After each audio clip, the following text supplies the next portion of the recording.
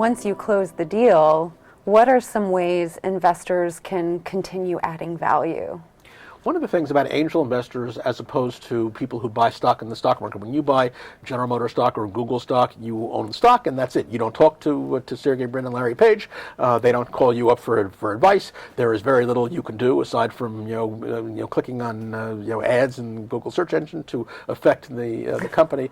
But that's quite different in the early stages. And so angel investors, professional angel investors, typically want to be and are wanted to be by the entrepreneur what's called smart money. And those are investors who can really add value to a company.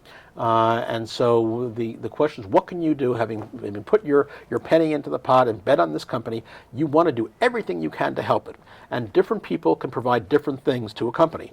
One, if you happen to be a wise, experienced person, you can give advice and guidance and serve as a mentor to your entrepreneur. Not everybody can do that, but when you do it, it happens.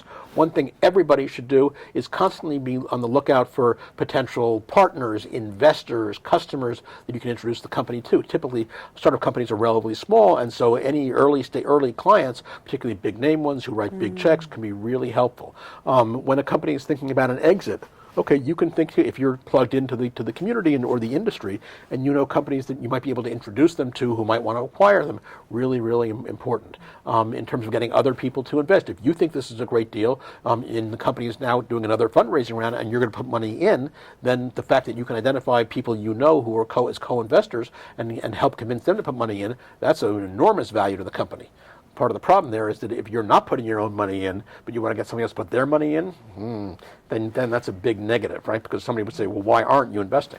But so things like this, where you're advising the company, you're introducing them to clients and customers, you're tweeting out, you're retweeting, their posts and reblogging their posts about their success stories, mentioning them when you give speeches or when you do TV interviews. These are all good things for an angel investor can do for the company.